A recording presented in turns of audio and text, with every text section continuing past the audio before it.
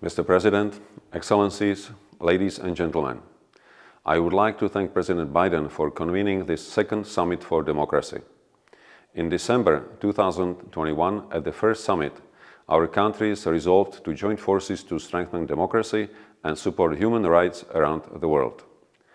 We did this because we recognized that our democracies were facing serious challenges and threats, both internally and from outside our borders.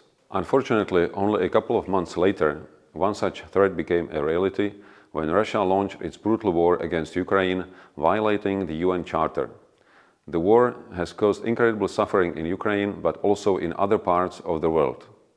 We must make sure that those responsible for the countless war crimes and other crimes, including the crime of aggression, are held accountable. The senseless war and challenge to the international order makes our work here at the Summit for Democracy even more important. Strengthening democratic institutions, fighting corruption, supporting civil society and independent media are all necessary to make our democracies more resilient.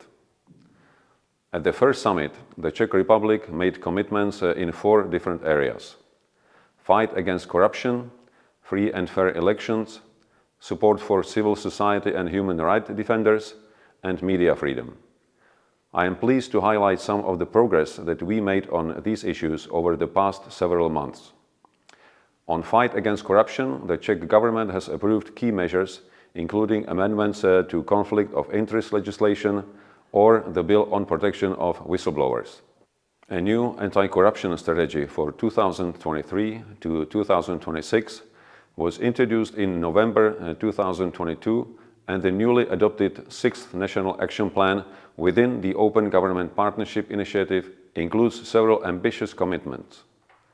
Our support to civil society, human rights defenders, and independent journalists is as strong as it has ever been.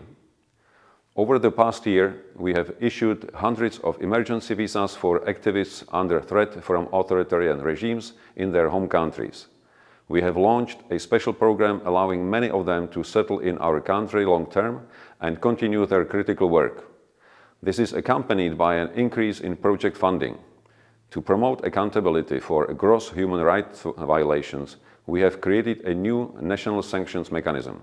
During the year of action since the first summit, the Czech Republic was pleased to lead, together with Norway and International Center for Not-for-Profit Law, a democracy cohort on civic space.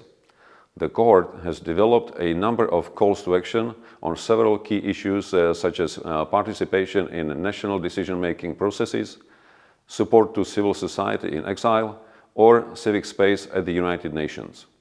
I would like to invite other states participating in the summit to join those calls and help us make them into a reality. Strengthening democracy at home and abroad is a long and open-ended process, a constant work in progress. No country can ever say it's done, but if we work together, we can be successful. Thank you.